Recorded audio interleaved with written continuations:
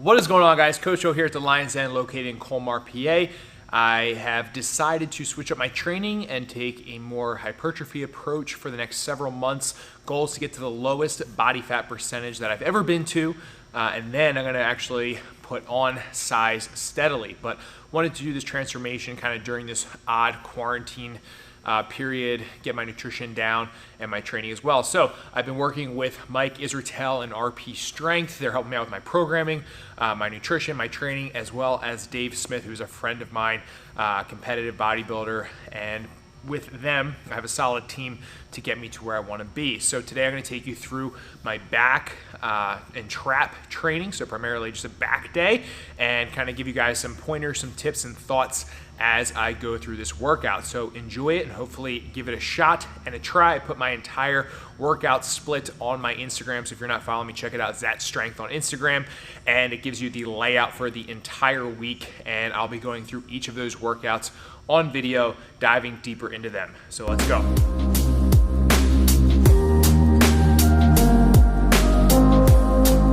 All right, my friends, so first movement on tap for back today was gonna be barbell row, but we're gonna row all the way up to our chest and touch our chest every single time.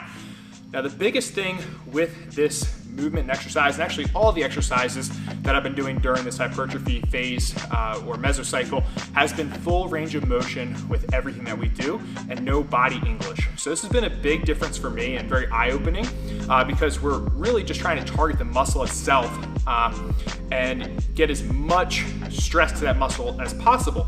So when doing these, we really want to make sure that we keep our chest, I would say, as proud as possible by kind of opening up your chest as much as possible and limiting any body English. So the hips shouldn't be moving. This is something that I struggled with early on. I still have a little bit of issue with it, but I'm getting a lot better since when I started. And we want to make sure that we row all the way up using our lats to touch our chest. Now we're going to do that till about technical failure.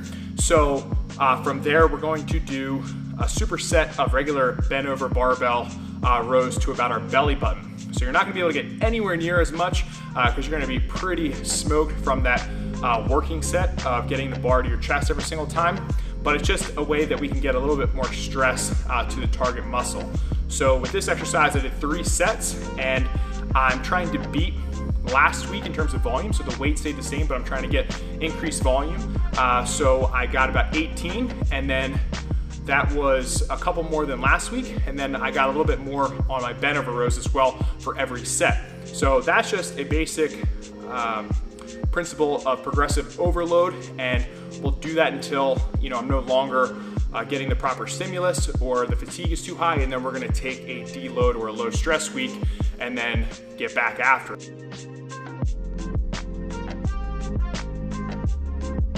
All right, next exercise on tap is gonna be the lat pull down. By far, one of my favorite back exercises, personally, just because it feels good, I like it, and I've noticed I get good growth in my back and lats from this exercise. Now, for this, I was doing 3 working sets, and I was trying to be anywhere from that 10 to 15 rep range, trying to either match or beat last week's reps that I got with this exercise.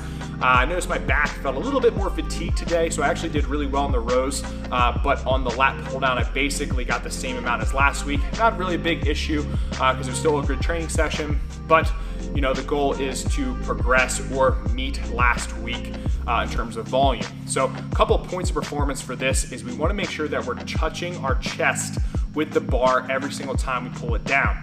Now, I struggled with this in the beginning, and the more I did it, the better my range of motion got, and I think you'll find the same when you guys do this. If you can't touch your chest, bigger guys, more muscle, it's just gonna be harder. So we're gonna have to do it more to get that full range of motion and mobility just because of the muscle mass that we have. But if you are struggling, before I couldn't touch my chest, what I would do is just try to get it below my chin. So that was just establishing a good reference point to make sure that I'm getting the same range of motion on every single rep and that the consistency is there. So if you can't touch your chest, try to get it below your chin or wherever you have a point of reference to make sure that every rep is the same.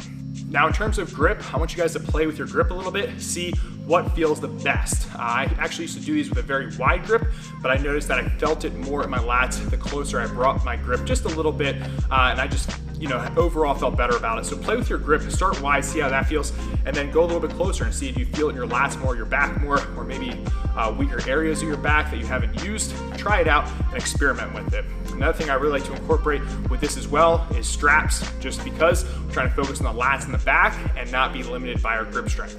One of the biggest mistakes that I used to make is I would use tons of body English when trying to get the bar down to my chest, using tons of momentum and almost rocking back and forth. Now, one of the newer things that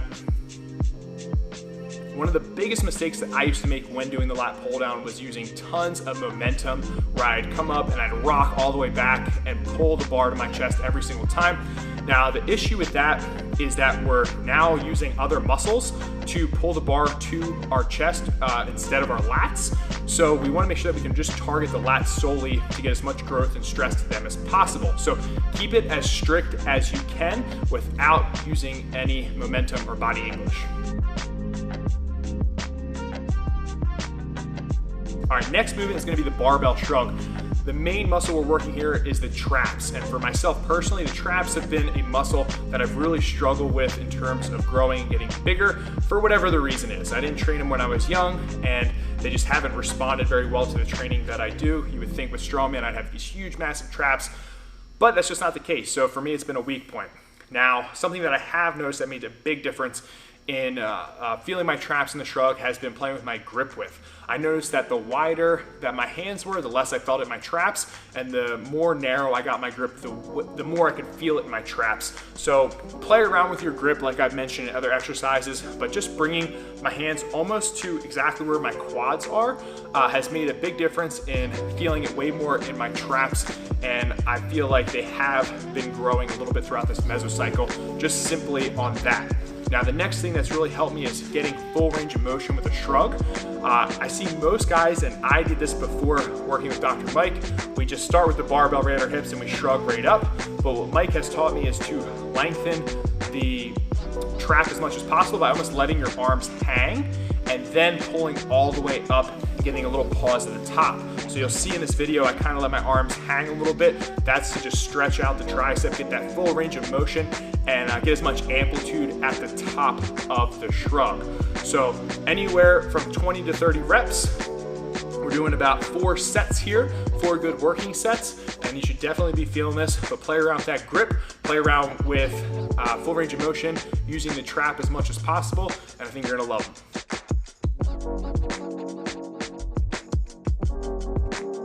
All right, the last exercise is right after we're done the shrugs, we're gonna go to some barbell wrist curls. I use 115 for these, and basically we're just trying to blow up the forearms, grip strength. It's really good for just everything in general. If you're doing your strongman lifts, if you're doing powerlifting, jiu-jitsu, right? I kind of fall in line with all of those. Very big fan of grip strength. So what I like doing for these is using a false grip. So my thumb is gonna be wrapped over top with my fingers and not around the bar. And I'm gonna let it hang all the way down to my fingertips, and then I'm going to roll it all the way up and try to get a slight pause at the top. So once again, full range of motion, open your hand up as much as you can, and then curl in the wrist and get a nice squeeze at the top. Did 4 sets here, anywhere from 10 to 15 reps. Sometimes at the end, I'll actually wrap my thumb back around with a normal grip, and I'll try to squeeze out anywhere from 3 to 4 extra reps with my thumb back around the bar. But you definitely will feel a gnarly forearm pump from these. And just from everything else that you did during this session, your forearms are gonna be nice and jacked. So there you guys have it. That is day 1 of back. I have another back day later in the week with a couple things that are swapped around. But I'm just excited to go through this journey, right? I haven't done hypertrophy training like this, like a bodybuilder, since I first started lifting, and I had no idea what I was doing. So I'm in good hands. I'm learning from some of the best guys in the industry. We got Coach Mike, we got Charlie, we have Coach Dave, who's a friend of mine, who's a professional bodybuilder and a jiu-jitsu brown belt, almost black belt, who's a monster, and I'm sure you guys will see him on the channel at some point. But these guys know what they're talking about, so I'm just trying to be a sponge and absorb it as much as possible and share that with you guys. So hopefully you're enjoying it. If you did, make sure you guys give the video a thumbs up. comment down below with what you thought of the video, or maybe some exercise that you really love doing for your back. And of course, subscribe to the channel. During these times, your support means everything to me. It keeps me going. It keeps me making these videos. I'm not gonna lie, things have been tough, okay? They've been tough for everybody. But to have you guys tune into these videos, you know, maybe have some extra time to watch them, really motivates me to get in here and produce good, high quality content for you guys.